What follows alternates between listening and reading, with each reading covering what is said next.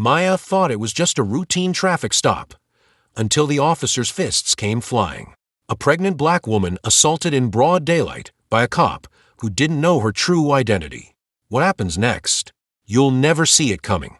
But before we dive deeper into this shocking story, let me know in the comments where you're watching from. What city or country are you tuning in from? I'd love to hear from you. The blaring siren pierced the quiet evening, jolting Maya Brooks from her exhausted reverie. Her heart raced as she eased her car to the curb, hands gripping the steering wheel. 7 months pregnant, she felt suddenly vulnerable, acutely aware of the precious life growing within her. "Keep calm," she whispered, watching the patrol cars flashing lights in her rearview mirror. "You've done nothing wrong." But Maya knew better. As a civil rights attorney fighting police misconduct, she understood that for a black woman like herself, even a routine traffic stop could turn dangerous. The officer approached, his face obscured by the harsh glare of his flashlight. "License and registration," he barked, not bothering with pleasantries. Maya's trembling hands fumbled with her purse. "Of course, officer. May I ask why I've been stopped?" "You were swerving," he snapped. "Been drinking." "I don't drink, especially not while pregnant," Maya replied, handing over her documents. "I've been working late. I'm an attorney dash. I didn't ask for your life story." The officer cut her off. His nameplate caught the light. "McCain, step out of the vehicle." Maya's stomach clenched. "Officer McCain, I don't believe that's necessary. I haven't dash. I said step out." McCain's voice rose, his hand moving to his holster.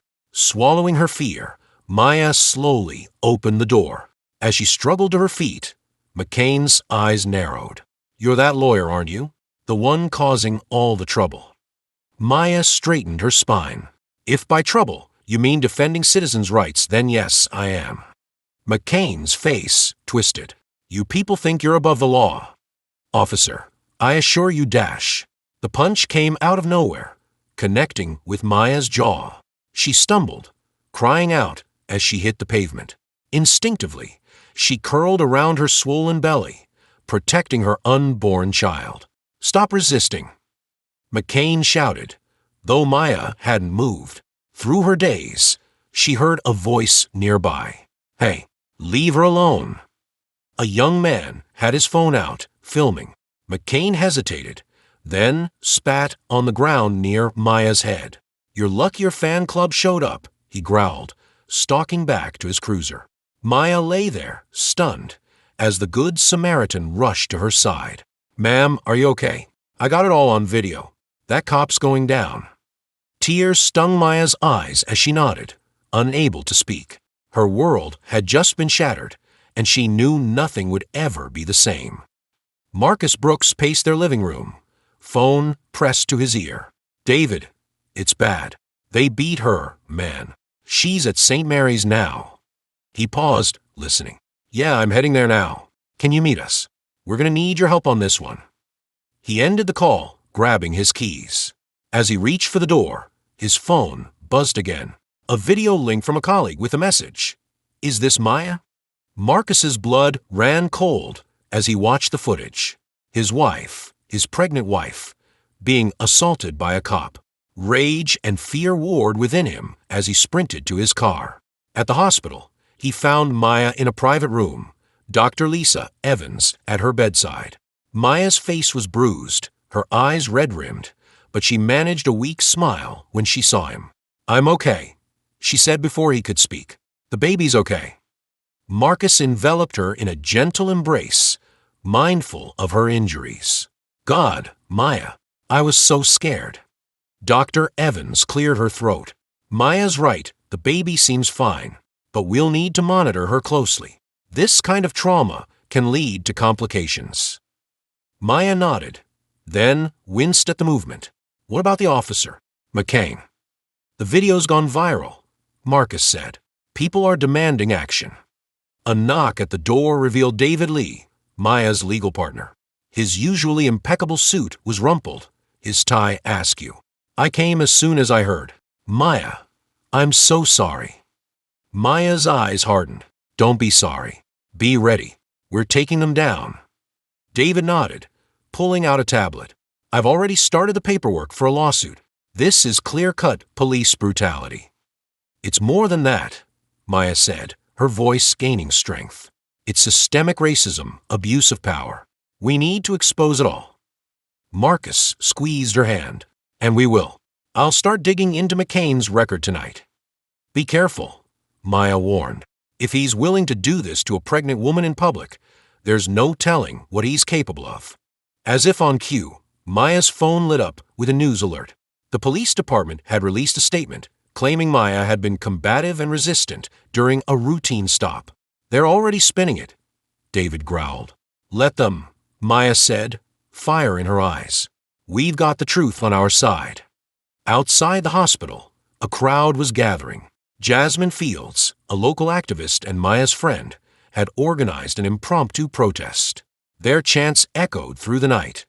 No justice, no peace. Maya listened, drawing strength from their voices. "This isn't just about me," she said. "It's about every person of color who's been wronged by a system that's supposed to protect them."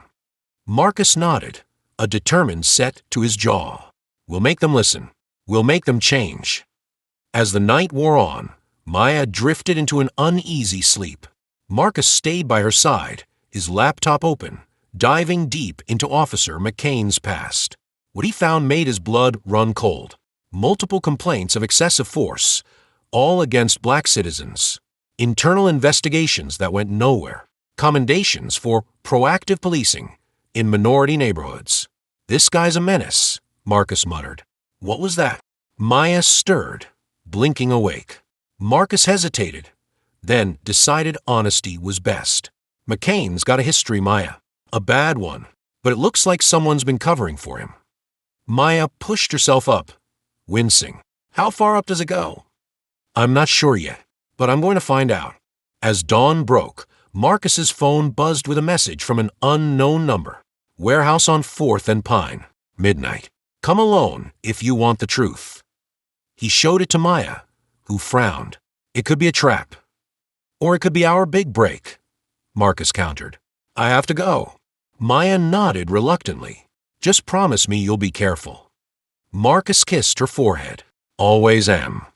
That night, as Marcus crept through the shadows toward the abandoned warehouse, he couldn't shake the feeling he was being watched. The door creaked open at his touch, revealing stacks of dusty boxes and file cabinets. A voice from the darkness made him jump. "You're the journalist. Brooks, right?" A figure stepped into the dim light. Detective Carla Jacobs, her face a mask of worry. "Detective, what's this about?" Jacobs glanced nervously over her shoulder. "I can't be seen talking to you, but you need to know. McCain's protected. Chief Bryant, Captain Ellis, they're all in on it." Marcus's mind raced. In on what? Everything. The brutality, the cover-ups. "It goes deeper than you know." She shoved a file into his hands. "This is just the tip of the iceberg, but be careful. They'll do anything to keep this quiet." Before Marcus could respond, a noise outside made Jacob stiffen. "I was never here," she hissed, melting back into the shadows. Marcus clutched the file, his heart pounding. As he turned to leave, a beam of light cut through the darkness. "Well, well," a familiar voice drawled. "What do we have here?" Officer McCain stepped into view, flanked by 2 other cops. His smirk sent chills down Marcus's spine. "Looks like we caught ourselves a snoop," McCain said, cracking his knuckles. "Boys, why don't we show Mr. Brooks here what happens to people who stick their noses where they don't belong?" As the officers advanced, Marcus realized with sickening clarity that this was no longer just about exposing corruption. It was about survival, and the real fight was only just beginning. Marcus's heart pounded as he faced the advancing officers. The warehouse's dim light cast eerie shadows, turning familiar faces into grotesque masks. "Gentlemen," he said, forcing calm into his voice, "let's not do anything we'll regret." McCain's laugh was cold. "Only thing I regret is not teaching your wife a better lesson." White-hot rage surged through Marcus. He clenched his fists, fighting the urge to lunge at McCain. A sharp whistle pierced the air. "Hey, what's going on in there?" The unexpected voice startled everyone. Marcus seized his chance, bolting past the distracted officers. He clutched the file to his chest, feet pounding concrete as he raced into the night. Shouts erupted behind him. The chase was on. Marcus zigzagged through alleys, his lungs burning. A bullet whizzed past his ear, embedding itself in a nearby wall. He ducked, hard in his throat, and kept running. Finally, after what felt like hours, he lost his pursuers. Gasping for air, he slumped against a dumpster in a secluded alley. His hands shook as he examined the file he'd risked his life for. What he saw made his blood run cold. Maya paced their living room, phone pressed to her ear. "Where are you? Are you okay?" Marcus's voice crackled through the speaker. "I'm fine. But Maya, what I found, it's worse than we thought." "Come home," she pleaded. "We'll figure it out together." When Marcus finally stumbled through their door, Maya's gasp caught in her throat. His clothes were torn, face bruised. "What happened?" She guided him to the couch, hands gentle on his battered form. Marcus's eyes were haunted. They were waiting for me, McCain, and his goons. If it wasn't for that whistle. Maya's jaw clenched. "We need to go public with this. Now." "It's not that simple." Marcus spread the documents on their coffee table. "Look." Maya's eyes widened as she scanned the papers.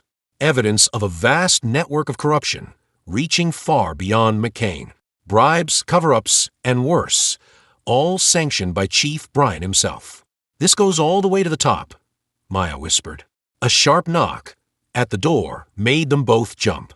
Maya approached cautiously, peering through the peephole. She relaxed slightly, recognizing the face. "It's David," she told Marcus, opening the door. David Lee burst in, his usually impeccable appearance disheveled. "Have you seen the news?" He flipped on the TV without waiting for an answer. A somber anchor filled the screen. Shocking allegations against prominent civil rights attorney Maya Brooks. Anonymous sources claim Brooks has a history of fabricating evidence. Maya's knees buckled. Marcus caught her, easing her onto the couch.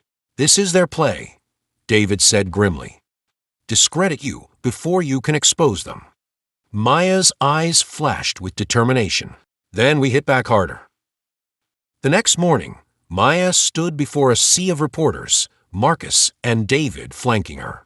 Her bruises were still visible, a stark reminder of injustice that had sparked this firestorm.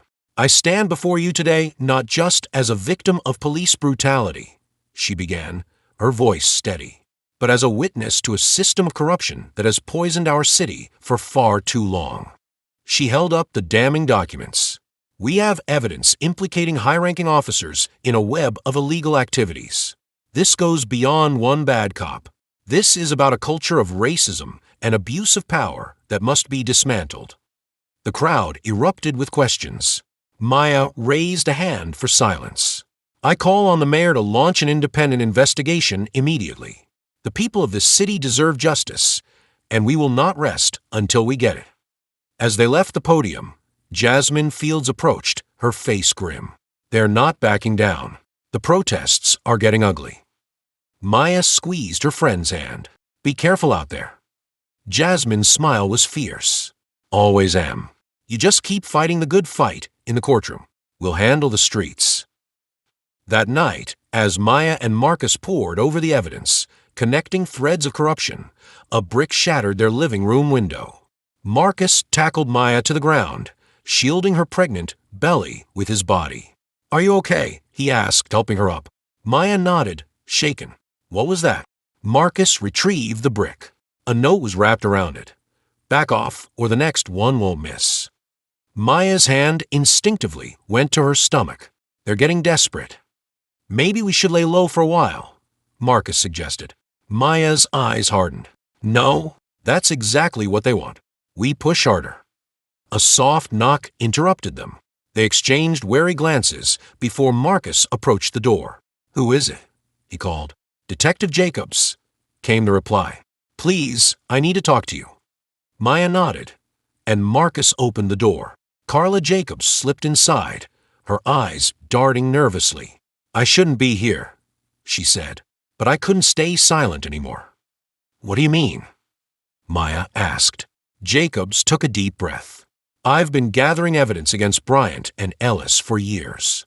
I was too scared to come forward, but after what happened to you, she shook her head. It's time. Hope bloomed in Maya's chest. You're willing to testify? Jacobs nodded. Whatever it takes to bring them down. As they discussed strategy, none of them noticed the figure watching from across the street. Phone to ear. Boss, we've got a problem. Jacobs is talking. The next day, Maya strode into the courthouse, flanked by Marcus and David. The grand jury awaited her testimony. As they approached the steps, a commotion erupted. Men in dark suits converged on them. Maya Brooks, one asked, flashing a badge. You're under arrest for tampering with evidence and obstruction of justice. What? Maya's shock quickly turned to anger. This is absurd. As they moved to cuff her, Marcus stepped between them. You can't do this. She's pregnant. A scuffle broke out. In the chaos, Maya felt a hand grab her arm, pulling her away. She turned to see Jasmine. Come on, her friend urged. We've got to get you out of here.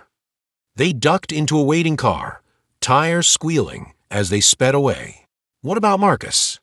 Maya asked, heart racing. Jasmine's expression was grim. David's handling it. We need to get you somewhere safe. As they drove, Maya's phone buzzed. A text from an unknown number. Meet me at the old factory on 5th. I can help. CJ. It's Jacobs. Maya told Jasmine. She says she can help. Jasmine frowned. Could be a trap. Maya weighed their options. We don't have much choice. Let's go. The abandoned factory loomed before them, a hulking shadow against the setting sun. Maya's nerves jangled as they approached. Inside, they found Jacobs waiting, a laptop under her arm. I'm glad you came, she said. I've got everything we need to bring them down. Video evidence, financial records, the works. Hope surged through Maya.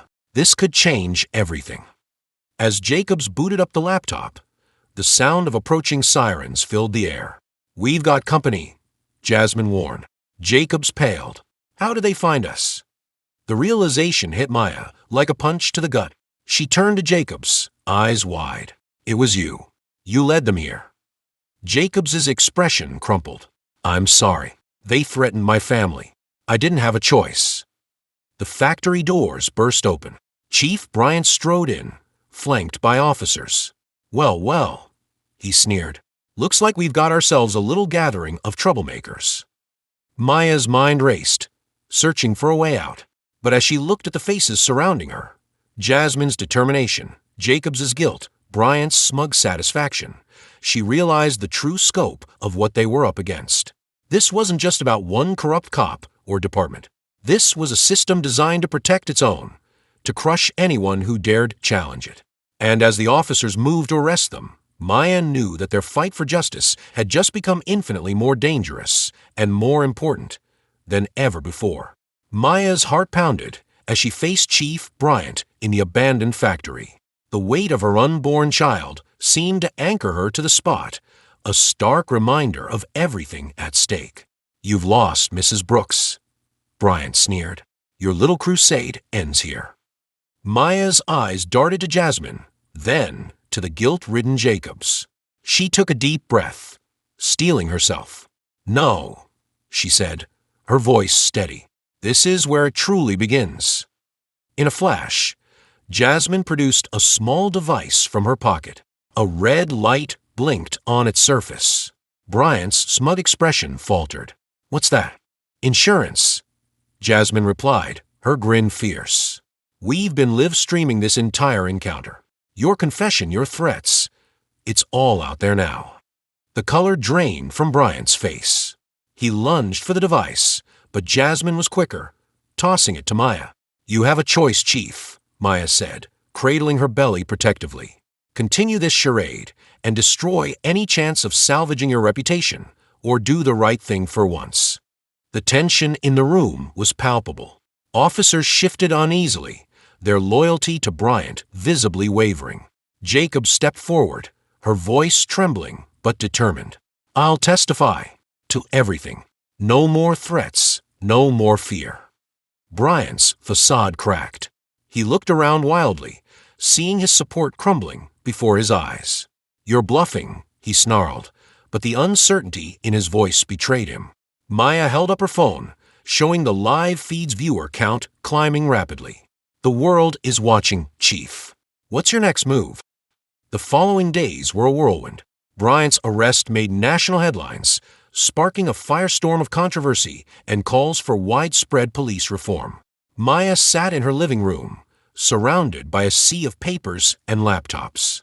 Marcus paced nearby, phone pressed to his ear. "Yes, Senator," he said. "We have concrete evidence linking the corruption to state-level officials. No, we're not backing down." Maya rubbed her temples, exhaustion etched on her face. The baby kicked, a reminder of the precious life depending on her. A knock at the door made them both freeze. Marcus approached cautiously, peering through the peephole. "It's David," he said, relief evident in his voice. David Lee burst in, his usually impeccable suit rumpled. "We've got trouble," he announced without preamble. Maya's heart sank. "What now?" "They're trying to discredit Jacobs," David explained, digging up old cases, claiming she was complicit in the corruption all along. Marcus slammed his fist against the wall. "Damn it, we can't let them silence her." Maya stood, wincing slightly at the effort. "We won't," she said firmly. "Get me a meeting with the DA. It's time to play hardball." The district attorney's office was a hive of activity. Maya strode through the corridors, her presence commanding respect despite her advanced pregnancy. DA Sarah Chun looked up as Maya entered her office.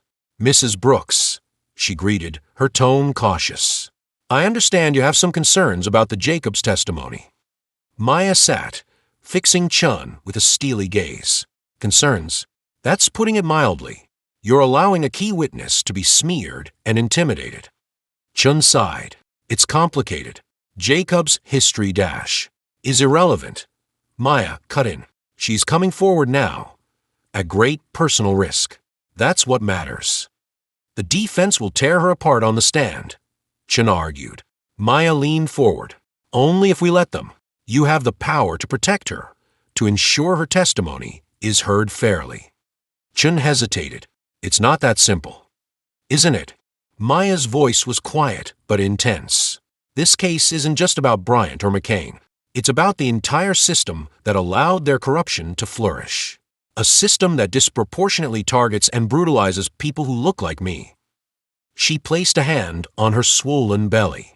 "I'm fighting for my child's future, for a world where they won't be seen as a threat simply because of the color of their skin. Are you willing to stand on the right side of history?" Chun was silent for a long moment. Finally, she nodded. "What do you need from me?" Maya's relief was palpable. "Full witness protection for Jacobs. And I want to be there when you question her. No more backroom deals." As they shook hands, Maya felt a glimmer of hope. Maybe, just maybe, they could make a real difference. The courthouse steps were crowded with reporters and protesters as Maya arrived for Jacobs' deposition. Signs bobbed above the crowd. "Justice for Maya. End police brutality. Black Lives Matter." Marcus squeezed her hand. "You ready for this?" Maya nodded, her jaw set with determination. "Let's do it." As they climbed the steps, a commotion erupted behind them.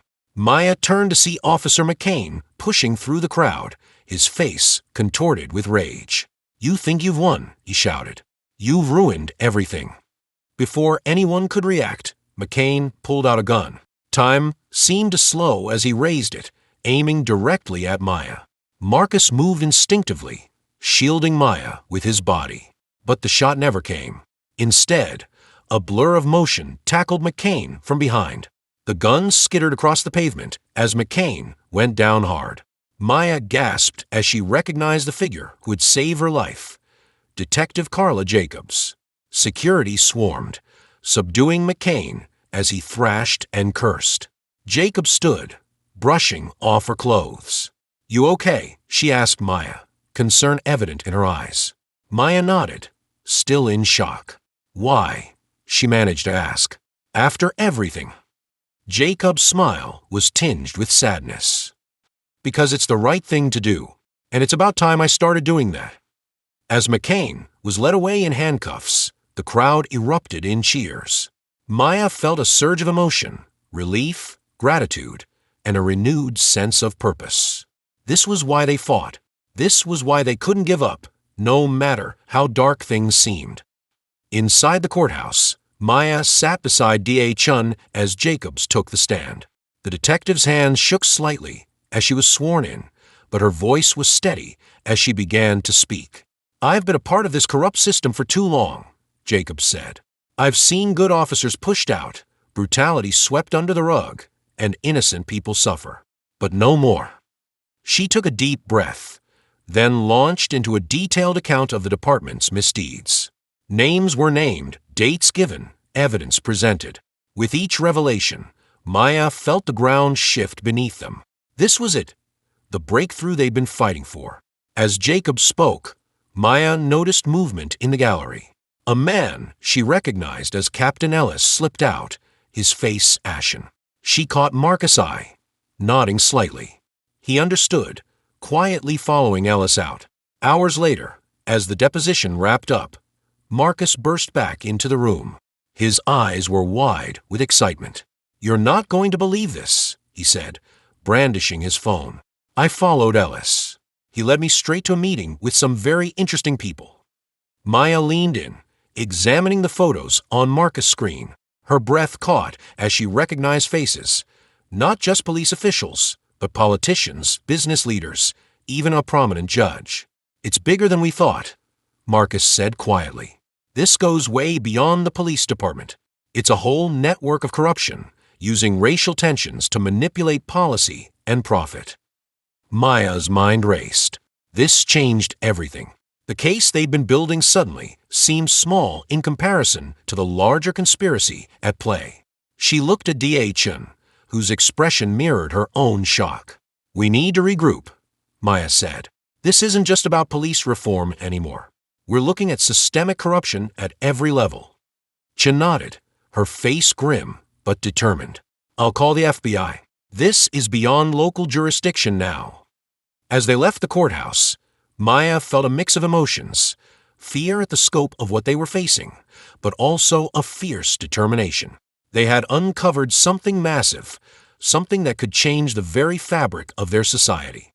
The fight ahead would be brutal, but as Maya looked out at the crowd still gathered on the courthouse steps, people of all races united in their demand for justice, she knew they weren't in it alone. "What now?" Marcus asked, squeezing her hand. Maya's eyes blazed with purpose. Now we tear it all down and build something better, for everyone." As they descended the steps, the chants of the crowd washed over them. No justice, no peace. It wasn't just a slogan anymore. It was a promise, and a warning to those who thought they were above the law. The real battle was just beginning. Maya Brooks stood before the imposing courthouse, her hand resting protectively on her swollen belly. The baby kicked, as if sensing the gravity of the moment. Marcus squeezed her shoulder, his presence a silent pillar of strength. "Ready?" he asked softly. Maya took a deep breath, steeling herself. "As I'll ever be." They ascended the steps, a sea of reporters and protesters parting before them. Shouts of encouragement mingled with jeers from those still loyal to the corrupt system. Inside, the courtroom buzzed with tension. Maya's eyes locked with Chief Bryant's as she took her seat. His smug smile faltered, a flicker of uncertainty crossing his face. As the proceedings began, Maya felt a surge of determination. This was it, their last chance to expose the truth. David Lee, her steadfast legal partner, approached the bench. "Your Honor, the defense would like to call a surprise witness." A murmur rippled through the courtroom as Carla Jacobs was led in, still in her prison jumpsuit. Bryant's face drained of color. "Objection." The prosecution lawyer jumped to his feet. "This witness has been discredited. "Your Honor," Maya interjected, rising despite her unwieldy form. Detective Jacobs' arrest was part of a coordinated effort to silence her. We have evidence proving her innocence and implicating the true criminals. The judge considered for a moment, then nodded. I'll allow it. Proceed, Detective Jacobs. Carla took a deep breath, her eyes scanning the room before settling on Maya. A silent understanding passed between them. What I'm about to say will implicate not just members of the police force, but politicians, judges, and business leaders, Jacobs began. This conspiracy goes far beyond simple corruption. It's a systematic effort to manipulate racial tensions for profit and power. The courtroom erupted in chaos. As Jacobs detailed years of cover-ups, bribes, and orchestrated incidents of police brutality, Maya watched the color drain from Bryant's face. Marcus leaned in, whispering, "It's working. Look at Ellis. He's sweating bullets." Sure enough, Captain Ellis was fidgeting in his seat, eyes darting between Jacobs and the exit. As Jacobs' testimony concluded, David produced a flash drive. "Your Honor, we'd like to submit this as evidence. It contains financial records linking Chief Bryant and Captain Ellis to a network of shell companies profiting from increased police presence in minority neighborhoods." Bryant leapt to his feet. "This is absurd. You can dash." "Sit down, Chief Bryant," the judge ordered, her voice steely. "Mr. Lee, please proceed." As David presented the damning evidence, Maya felt a shift in the courtroom's energy. The truth was finally coming to light, and there was no stopping it. Hours passed in a blur of testimony and cross-examinations.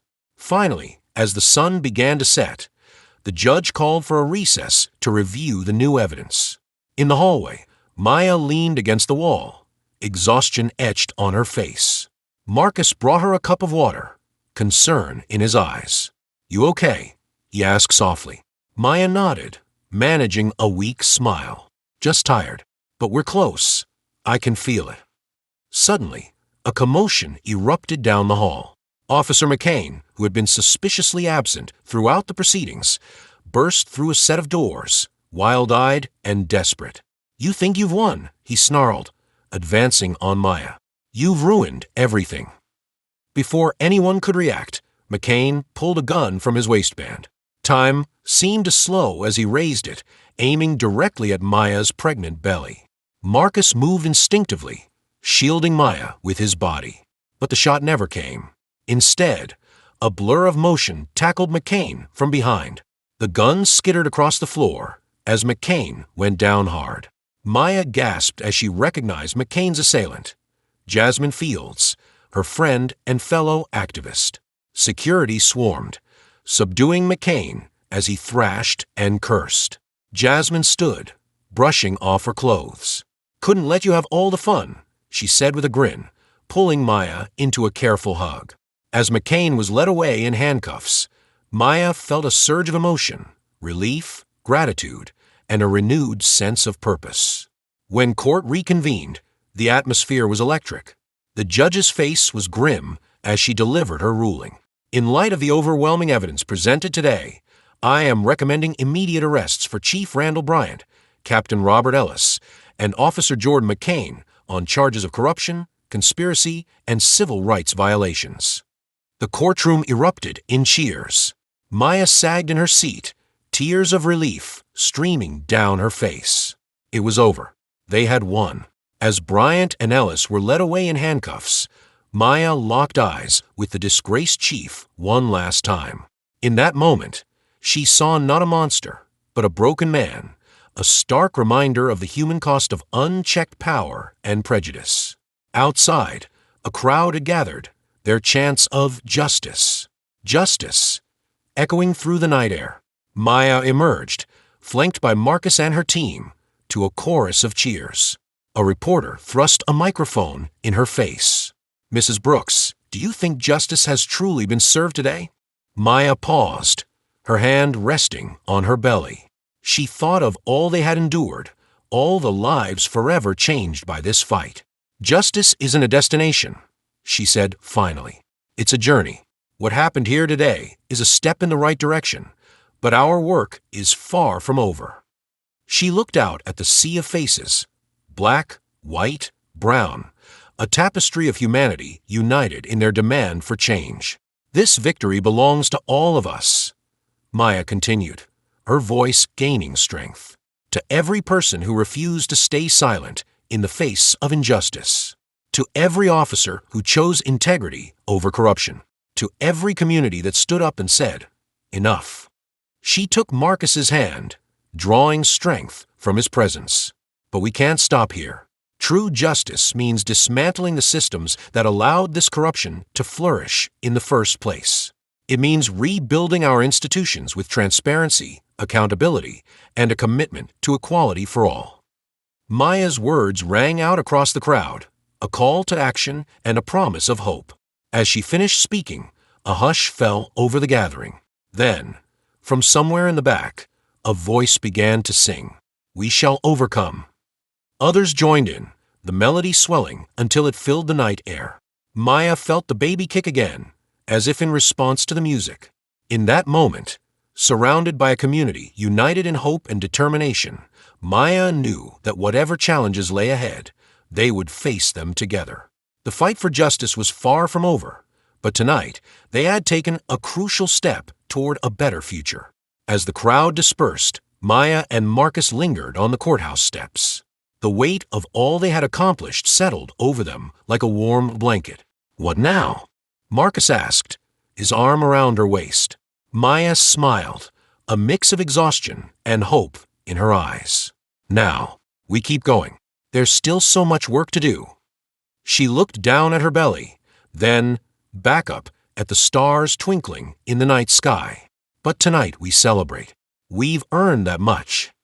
As they walked away, hand in hand, Maya felt a profound sense of peace.